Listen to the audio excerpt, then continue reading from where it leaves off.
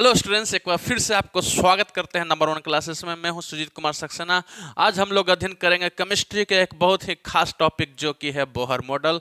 किसी Bohr's model कहते हैं, अलग अलग नाम से जाना जाता है, कोई दिक्कत नहीं है, लेकिन हम उसको बोर्स मॉडल के रूप में हम लोग देखेंगे। तो बोर्स मॉडल क्या किया, इन्होंने इसका मॉडल 1913 में आया था। कब आया था? 1913 में आया था। और रदरफोर्ड का मॉडल कब आया था? 1911 में आया था। इसलिए इसको रिपीट कर देते हैं ताकि आपको भी याद हो सके। तो 1911 में आया, वो ये 1913 में आया। इन 2 साल में जो भी उसका लिमिटेशन था उसको जो जवाब नहीं दे पाया रदरफोर्ड, उसका जवाब दे पाया अच्छी रीति से। कई प्रश्नों का जवाब दे पाया, जिसकी वजह से उनका मॉडल सक्सेस रहा। ताकि हम और आप एक किताब में पढ़ रहे हैं, आज भी दुनिया इसको बारे में पढ़ रही है। इसका मॉडल आज भी लोग पढ़ रहे हैं। क्यों? क्योंकि कुछ ना कई क्वेश्चन को जो रदरफोर्ड था, जे थॉमसन था, उनका जवाब लोग नहीं दे पाए थे। जब उन लोग नहीं दे पाए थे तो ये अच्छी रीति से समझाने के लिए कोशिश किया था। उनका मॉडल अच्छी हद तक सक्सेस भी रहा है, तो उसके बारे में हम लोग चर्चा करेंगे। साथ ही साथ एसबीटी बिहार पॉलिटेक्निक का, ठीक है, और कोई भी एग्जाम हो उसमें ये क्वेश्चन आते हैं, खास करके 4 नंबर में क्वेश्चन पूछे जाते हैं। इसलिए आपको अध्ययन करना अति आवश्यक है। तो इसको हम लोग बहुत ही प्यार से समझेंगे और किस प्रकार एग्जाम में लिखना उसके व्यू से हम लोग तैयारी करेंगे। इस व्यू से हम लोग पढ़ने के लिए कोशिश करेंगे और सिंपल सेंटेंस में आपको हम लोग यहाँ लिख के लाए हैं ताकि आप आसान तरीका से लिखेंगे। ठीक है, तो इसका मॉडल हम लोग पढ़ने जा रहे हैं। बोर्स मॉडल का पहला यहाँ सेंटेंस इस प्रकार लिखा हुआ है: electrons are continuous revolving around the nucleus in a certain circular path known as orbit shell energy level. ये पहला सेंटेंस कितना अच्छा लिखा हुआ है कि इलेक्ट्रॉन जो है कंटिन्यूअस, ठीक है, कंटिन्यूअसली, लगातार, ठीक है, लगातार बिना रुके हुए न्यूक्लियस के चारों ओर, ठीक है, एक सर्कुलर पाथ में क्या करते हैं? चक्कर लगाते हैं। क्या करते हैं? चक्कर लगाते हैं। कंटिन्यूअस क्या करते हैं? चक्कर लगाते रहते हैं। कहाँ? न्यूक्लियस के किनारे चारों ओर क्या करते हैं? चक्कर लगाते रहते हैं। चक्कर लगाते रहते हैं।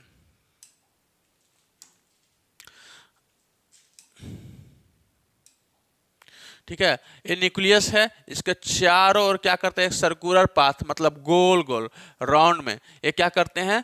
ठीक है, और इसको बोलते हैं जो ये रास्ता है, ठीक है, इस जो पाथ है, इस सर्कुलर जो पाथ है, ठीक है, इसको हम लोग क्या कहेंगे? ऑर्बिट कहेंगे, सेल कहेंगे, एनर्जी लेवल कहेंगे। इसको क्या कहेंगे? ठीक है, पहला सेंटेंस में क्या लिखा हुआ है? पहला सेंटेंस में लिखा हुआ, प्यार से समझने के लिए कोशिश कीजिए। इलेक्ट्रॉन्स जो है लगातार, ठीक है, न्यूक्लियस के चारों ओर सर्कुलर पाथ में चक्कर लगाते हैं, और उस जो पाथ है, उस जो रास्ता है, उसको हम लोग सेल कहते हैं, एनर्जी लेवल कहते हैं, ऑर्बिट कहते हैं। इतना समझ में आया? हाँ, समझ में आ गया। पहला दम लाइन्स क्लियर है, इसमें कोई डाउट नहीं है। चलिए दूसरा लाइन हम लोग देखते हैं, दूसरा सेंटेंस देखते हैं। This orbit are stationary state shell are denoted by capital letter KLMN और नंबर्ड एस 1 2 3 4। ध्यान से सुनिएगा, यहाँ इस जो ये जो ऑर्बिट है स्टेशनरी है, इसमें इसका फिक्स है, इसका रास्ता फिक्स है, इसका डिस्टेंस न्यूक्लियस से, ठीक है, यहाँ कितना है, इसका रेडियस कितना है, इसका रेडियस कितना है, इस सारा रास्ता क्या है, जो इसका डिस्टेंस है सब फिक्स है। इसका जो सेल है क्या है, वो सारा स्टेशनरी है, ठीक है, सब फिक्स है। और इसका जो नाम दिया गया है वो 2 तरीका से दिया गया है। अल्फाबेटिक से के हम लोग जो नाम देते हैं उसको हम लोग KLMN दिया गया है। इसका मतलब क्या हुआ अभी कि अगर पहला जो सेल है, ठीक है, पहला जो सेल है उसको हम लोग K, उसके बाद L, उसके बाद, ठीक है, M, उसके बाद N, ठीक है, उसके बाद N। तो इस प्रकार का वो बोला है कि पहला सेल का नाम K लेटर से आएगा, उसके बाद LMN। अगर नंबर से देने के लिए कोशिश कीजिएगा तो यहाँ आएगा 1 2 3 4। ये समझ में आया? बात समझ में आया? कितना आसान है, ठीक है। इसको हम लोग इस रीति से समझने की कोशिश करेंगे। पहला तो समझ में आया, दूसरा समझ में आया कि ये जो ऑर्बिट है स्टेशनरी है और इसका डोनेट किया जाता है कैपिटल KLMN से और नंबर 1 2 3 4 से, ठीक है। 2 चीज़ है, आसान तरीका से जो सेंटेंस, 2 सेंटेंस समझ में आया ना, प्यार से आपको इस सेंटेंस को अच्छी रीति से लिख दीजिएगा। इसको स्क्रीनशॉट लेना है तो ले लीजिए, ठीक है। 2 सेंटेंस आपको मालूम होगी, इसमें कोई डाउट नहीं है। चलिए हम लोग नेक्स्ट देते हैं, एकदम प्यार से समझ समझने के लिए हम लोग कोशिश करेंगे। पिक्चर देखिएगा, यहाँ लिखा गया है KLMN 1 2 3 4, ये बोर्स का है। ये है के सेल, एल सेल, ठीक है, और एम सेल, एन सेल, ठीक है। और इसमें जो का पॉजिटिव चार्ज रहता है वही इस फिगर में लिखा गया है। आप भी एक प्यार से एक फिगर बना दीजिएगा, जिससे हम पिछला बनाए थे, एक बीच में डाल दीजिएगा, ठीक है, न्यूक्लियस पॉजिटिव चार्ज दे दीजिएगा, ठीक है। इसके चारों ओर आप क्या कीजिएगा, गोल गोल सर्कुलर पाथ बना दीजिएगा अच्छी रीति से। इस प्रकार आप आराम से बना दीजिएगा और इसका नाम लिख दीजिएगा, ठीक है। क्या नाम लिख दीजिएगा, यहाँ के लिख दीजिएगा, KLMN, ठीक है। इसको 1 2 3 4, ठीक है। इसको आपको बोर्स मॉडल जब भी लिखें तो इस फिगर को आपको बनाना है, इस डायग्राम को क्या करना है, बनाना ही बनाना है। और ऊपर लिख दीजिएगा Bohr's model of an atom, या तो यहाँ लिख दीजिएगा Bohr's model of an atom, ठीक है। इसको आप बीच में कर सकते हैं कि भाई ये पॉजिटिव चार्ज है, ठीक है, इसको आप लिख सकते हैं। इतना समझ में आया, ये डायग्राम समझ में आया, ठीक है। नीचे लिखा हुआ है तीसरा sentence, electrons move in this orbit of fix energy called stationery state. जैसे पिछला बार हो उसी को अच्छी रीति से लिखा गया है। इलेक्ट्रॉन जो होते हैं फिक्स, ठीक है, फिक्स ऑर्बिट में, ठीक है, और फिक्स एनर्जी के साथ स्टेशनरी, उसको हम लोग स्टेशनरी स्टेट कहते हैं। देखिएगा और प्यार से समझने के लिए कोशिश कीजिएगा प्रिय छात्र। बोर्स मॉडल क्यों सक्सेस हुआ, ठीक है, वो ये सक्सेस हुआ, वो बोला कि भैया जितना चीज है उसमें सब चीज फिक्स्ड है, सब चीज क्या है, फिक्स्ड है। जो वो बताया था ना, जैसे रदरफोर्ड क्या बताने के लिए कोशिश को उसको क्वेश्चन पूछा कि इलेक्ट्रॉन जो होते हैं जो यहाँ से चक्कर लगाते हैं, मान लीजिए एक इलेक्ट्रॉन, तो चक्कर लगाते लगाते लगाते लगाते इनका क्या हाल होना चाहिए, कछुआ छाप जिस प्रकार पहले ज़माना में हम लोग यूज करते थे ना मच्छर मारने वाला, तो यहाँ से हम लोग चला तो इसका एनर्जी खत्म हुआ, फिर हल्का खत्म हुआ, फिर हल्का खत्म हुआ, फिर हल्का खत्म होते होते होते होते होते होते होते होते हैं यहाँ जो न्यूक्लियस है इसमें क्या हो जाए, कोलैप्स होना चाहिए, लड़ जाना चाहिए। तो ये काहे नहीं लड़ा, ठीक है, ये काहे नहीं लड़ा, काहे इसका एनर्जी खत्म नहीं हो रहा है, तो ये बताया, क्या बताया कि साहब जो इलेक्ट्रॉन चल रहे हैं वो फिक्स एनर्जी के उसमें अंदर, उसके अंदर जो एनर्जी है वो उसका एनर्जी फिक्स है। जो रास्ता पर चल रहे थे, जो सर्कुलर पाथ पर चल रहे थे, जिसका रेडियस है वो फिक्स है। जो वेलोसिटी से जो चल रहा है वो वेलोसिटी उसका फिक्स्ड है। जो मास है उसका जो क्या है, मास भी फिक्स्ड है। तो यहाँ सब कुछ बोला भैया, यहाँ सब कुछ फिक्स्ड है, कोई चेंजेस नहीं होता है। जैसे एग्जाम्पल के लिए आपको बताते हैं, हम लोग जानते हैं कि पृथ्वी अपने सतह पर घूम रही है, सब कुछ घूम रही है, तो पृथ्वी घूमते घूमते घूमते एक दिन हम लोग को क्या होना चाहिए, लाखों वर्ष करोड़ों वर्ष चल रहा है, घूम रहा है, तो एक दिन हम लोग घूमते घूमते सूरज के नजदीक आ जाना चाहिए था। ऐसा वैसा हो रहा है, नहीं हो रहा है। काहे, वो सब फिक्स्ड मात्रा में फिक्स तरीका से घूम रहा है, अपने अक्ष पर क्या कर रहा है, चक्कर लगा रहे हैं। तो उसी प्रकार समझाया कि भाई साहब यहाँ सब कुछ फिक्स्ड है, आपको चिंता करने की जरूरत नहीं है। क्या क्या फिक्स्ड है, जो इलेक्ट्रॉन्स का जो एनर्जी है, ये क्या है, इसका एनर्जी है। अगर यहाँ के इलेक्ट्रॉन्स है, इसका अलग एनर्जी है, इसका अलग एनर्जी, इसका अलग एनर्जी है। सारे इलेक्ट्रॉन्स का जो है इस सर्कुलर पाथ में जितना भी इलेक्ट्रॉन्स है उसका एनर्जी फिक्स्ड है, ठीक है। इस सर्कुलर का कितना डिस्टेंस है, ये वाला रास्ता जो होता है रेडियस क्या है, फिक्स्ड है। इसका जो मोमेंट हो रहा है वो फिक्स्ड है। इसका जो मास है वो सारा फिक्स्ड है, सब कुछ फिक्स्ड है। यहाँ कोई टेंशन नहीं है, इसलिए कुछ नहीं हो रहा है, इसका एनर्जी खत्म नहीं हो रहा है, ठीक है। इसको हम लोग क्या कहते हैं, स्टेशनरी स्टेट कहते हैं, ठीक है।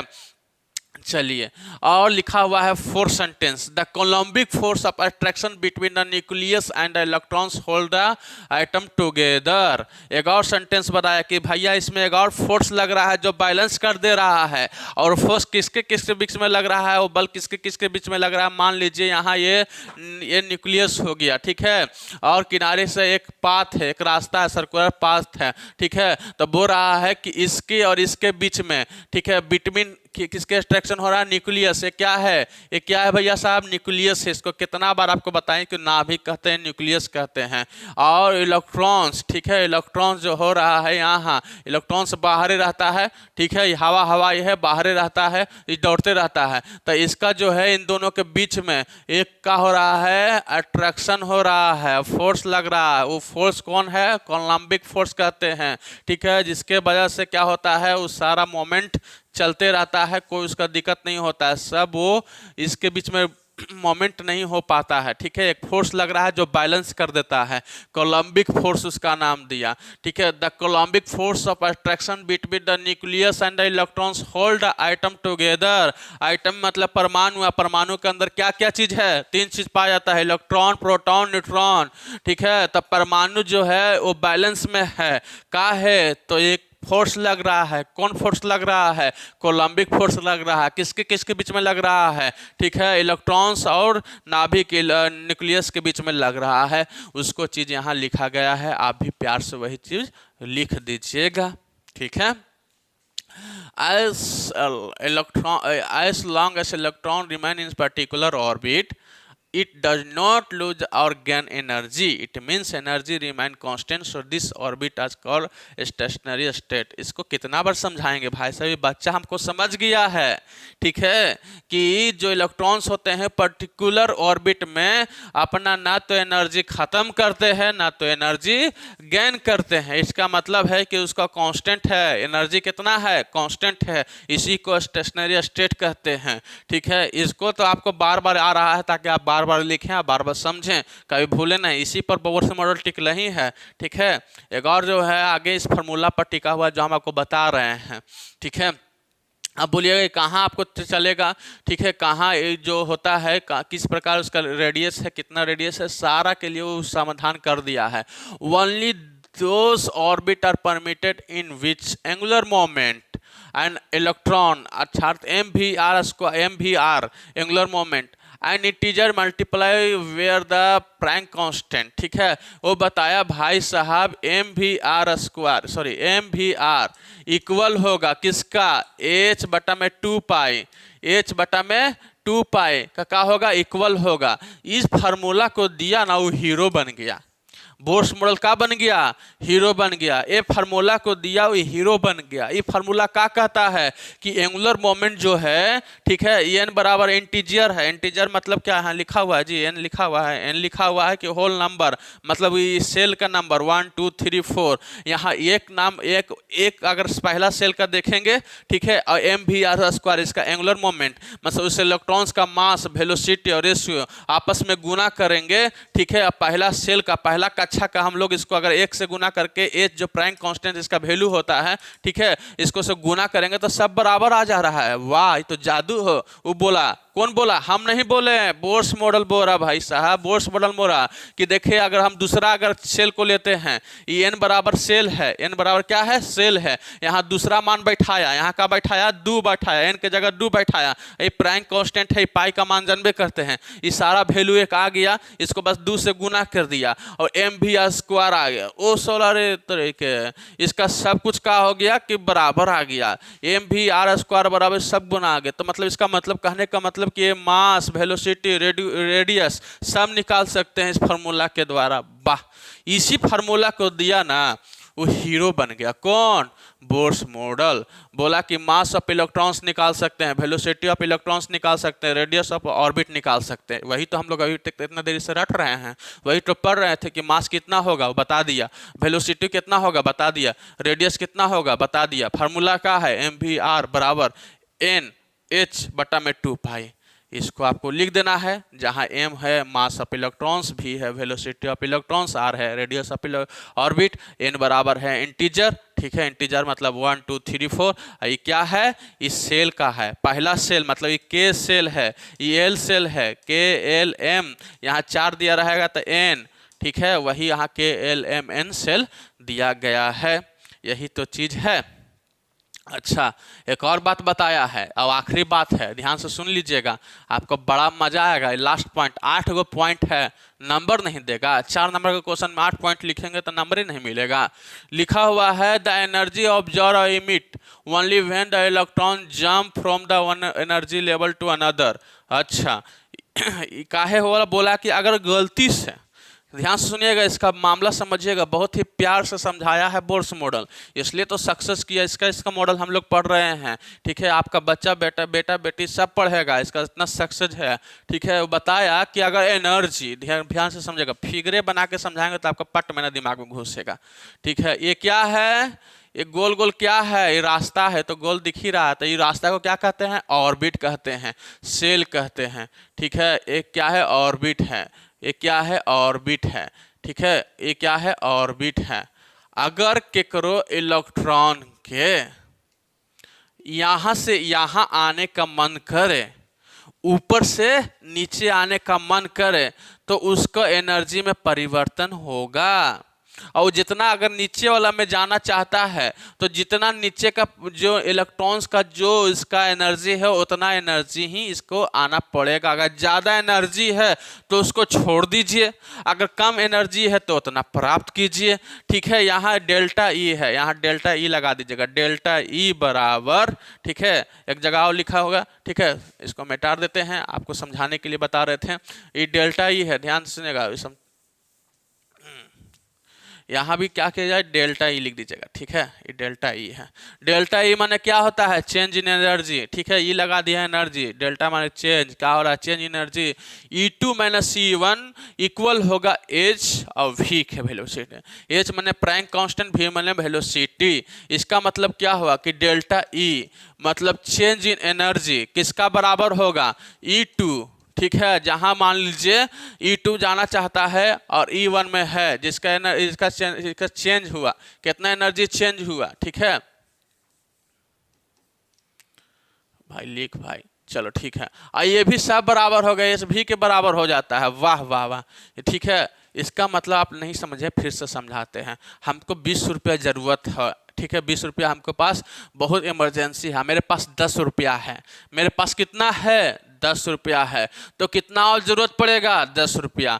तो 10 प्लस 10 कितना हो जाएगा, 20। ठीक है, तो यहाँ E2 जाने के लिए मान लीजिए इसको 20 जरूरत है, इसके पास एनर्जी के पास कितना है, 10, तो 10 और जिसको जरूरत पड़ेगा। ठीक है, अगर हमको 20 से जरूरत है, ठीक है, अगर मेरे पास 30 है तो हमको क्या हो जाएगा, 10 हमको हटाना पड़ेगा। भाई 10 हम केकरो दे देंगे, हमको 20 रखना है। तो उसी प्रकार है, अगर ज़्यादा है तो हमको उसको हटाना पड़ेगा। ठीक है, और कम है तो उसको उतना लेना पड़ेगा, और जितना लेन देन हम करेंगे, ठीक है, सब बराबर हो जाएगा, एच भी के बराबर बराबर हो जाएगा। वही बताया है, यहाँ लिख देते हैं डेल्टा ई, डेल्टा ई। ठीक है, तो वहीं E2 energy of the electrons in the outer orbit. Outer orbit, outer माने कहाँ, बाहरे वाला। ठीक है, और E1 का है energy of the electrons in the inner orbit.